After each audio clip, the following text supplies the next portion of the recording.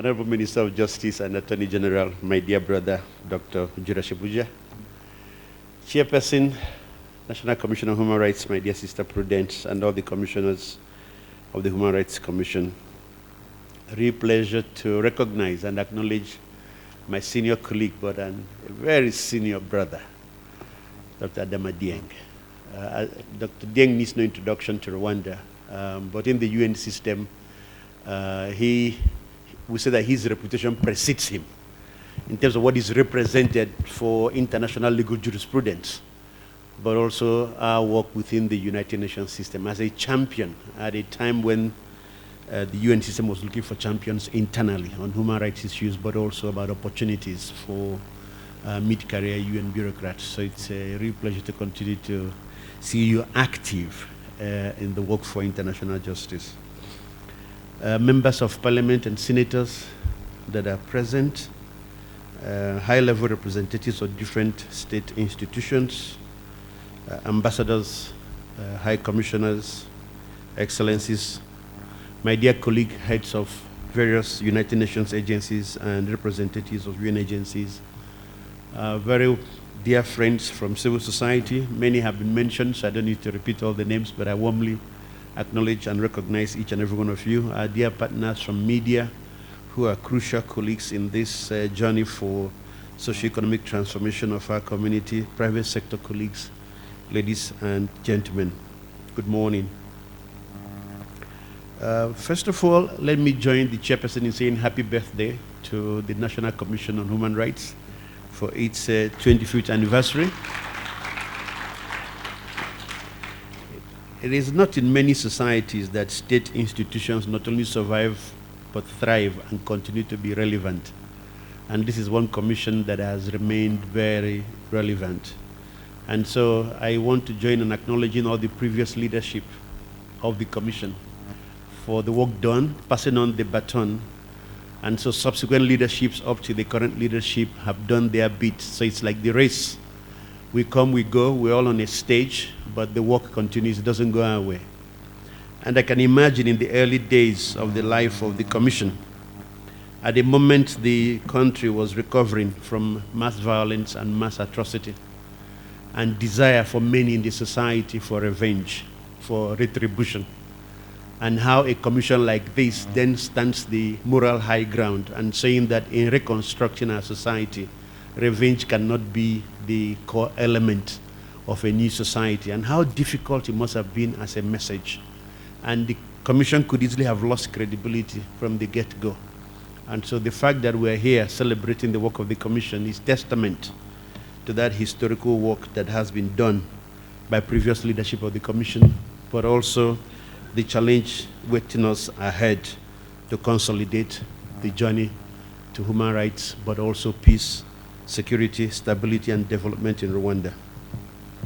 We are in Human Rights Month, beginning on the 25th of November, when we started the 16 days of activism for gender-based violence. And many colleagues may remember that actually the declaration of this 16 days was as a result of civil society advocacy.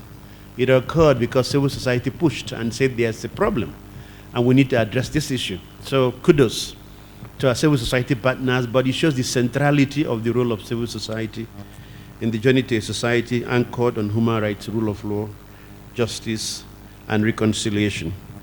And then on the 1st of December was World AIDS Day, which was recognized in Rubavu as well, with tree planting, but a lot of activities with the Ministry of Health and other affiliated institutions. 3rd December, International Day of Persons with Disability, and many of us here in this room were active and participating in that event as well.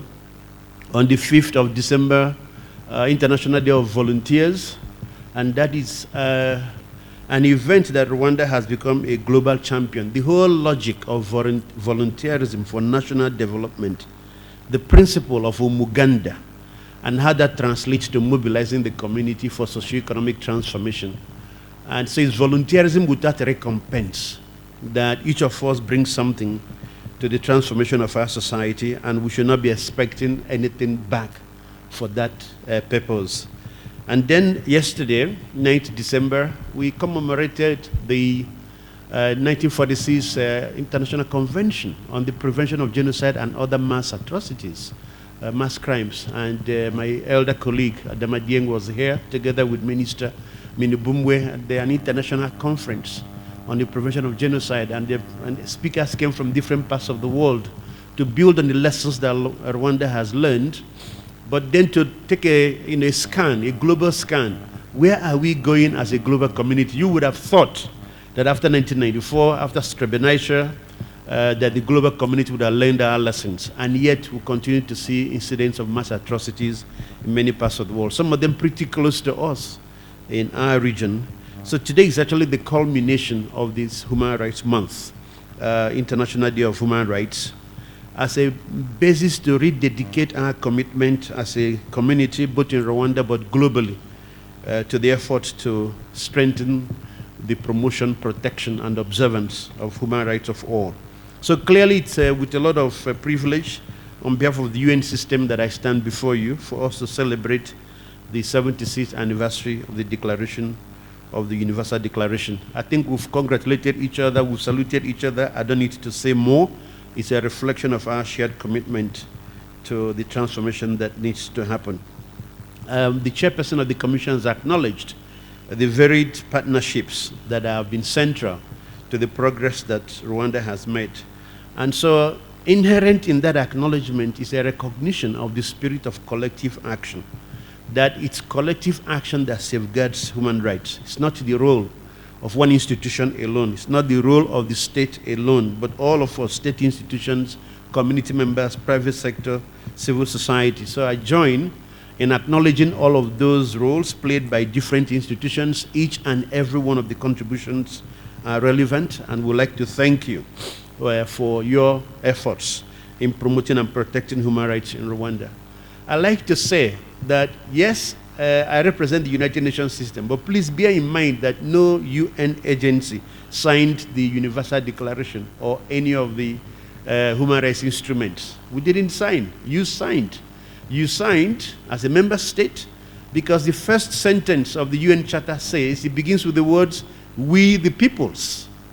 It didn't say "we the states." It says "we the peoples."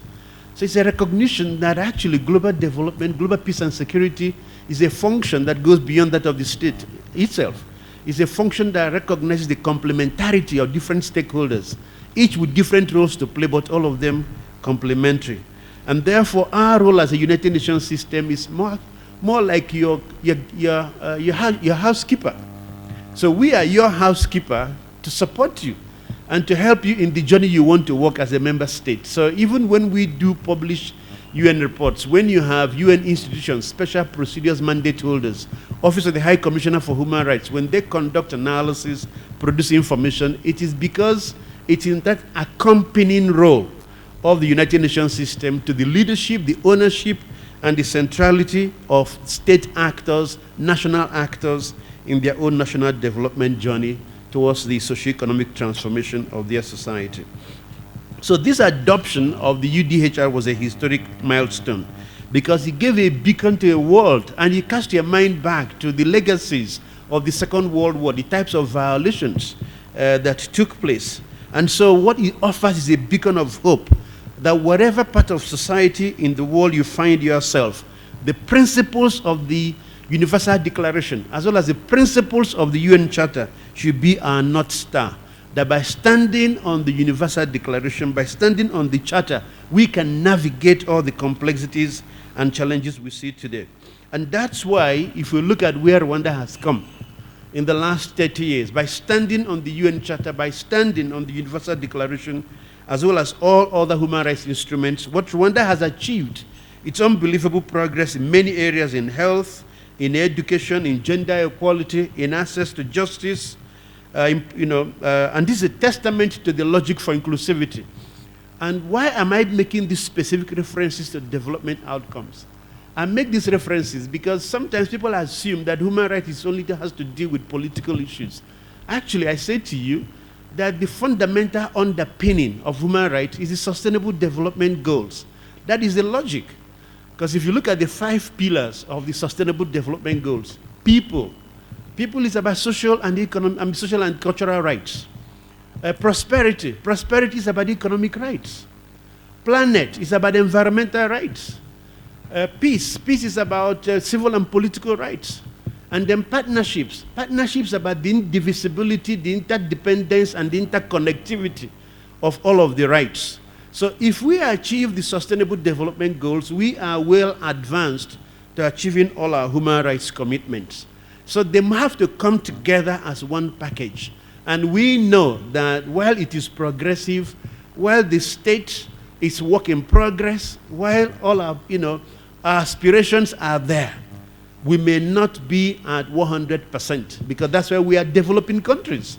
The logic of being developing countries is that you're not perfect. So we're working towards a near perfect situation. The good news is that even those who refer to as developed countries are themselves in that same search for perfection.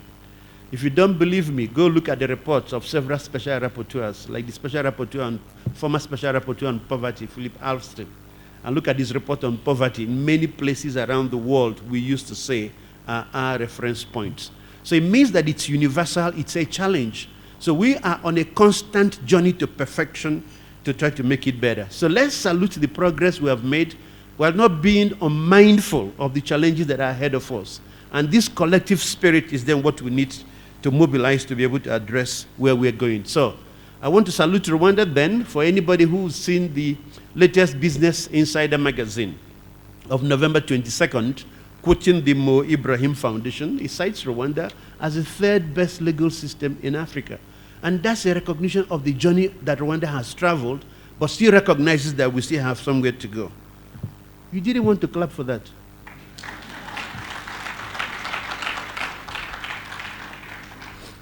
And for those who were present a couple of weeks ago when the Honorable Minister and my dear sister, UNDP Resident Representative, convened the Ojielo retreat, and the quality of the discussions about where we are, the status of play, but the quality of the participation, all the top leadership of the institutions in the justice, law, order, and reconciliation sector were there, are the highest leadership. That, for me, is evidence of commitment to do better, to strive, to continue to improve. So let me conclude by saying that going ahead, we need to see human rights as a pathway to solutions, a critical framework for preventing, for transforming, and for protecting all of us and our societies. And that's why I look around the room and I see the number of institutions that are present. Some of us play the prevention role, particularly civil society organizations, in terms of your alerts, in terms of your analysis. You are the early warning system for society when there are challenges. But some of us also play the roles of protection. So a number of state security institutions, the judiciary, and the others, important roles. But some of us play transformative roles. And our transformative roles are the oversight bodies like Parliament, the Senate. When you convene and invite human rights organizations, civil society to come and offer input into pending legislation, to discuss the existing policy and the implications for society. So it's this trinity of roles of protection, of prevention, but also of transformation that we need to cherish and acknowledge. None of is more important than the other. We're all equal stakeholders. Some of us might play roles for coordination, for leadership, but each and every one of us counts. And our challenge is to harness this as we aim to then inspire our collective responsibility to go forward as a nation and to transform. So we need to then work towards making all the principles, the 30 articles of the Universal Declaration, a reality in the life for all. So going ahead, what would I like to see happen? It's strengthening this culture of dialogue. For many of us in my home country in the 90s, as a human rights lawyer in Nigeria, we were human rights on the streets because the military regime didn't want to listen. And so for us, it was the confrontation, it was the challenge. We needed to draw attention to the issues. And then we fell into a trap. By the time we had a return to civil rule, we still thought that the human rights of the street was the way to go. Because many of those that supported us liked the idea of the confrontation, of the aggression, And so the more you got known in the media, they reported, the more you were beaten by the police, sometimes the more we got more financing. So we need to seize the moment. It's no longer human rights on the streets because the moment has changed. We were now in a democracy in my home country in Nigeria. And the same applies to many of us, including here in Rwanda. The moment is a different moment. It's a moment for constructive but vigorous engagement. We're not giving up on our principles, but it's the vigorousness about which we champion the issues that are important that we see respect. So it's the vigor. And that vigor is underpinned by active research, active analysis, so we present the evidence. So whether it's before Parliament or before an oversight institution like the Ombudsperson or the Human Rights Commission, I urge you to vigorously raise the issues, but raise them in a constructive spirit of collaboration and partnership, because we are in a collective search for solutions.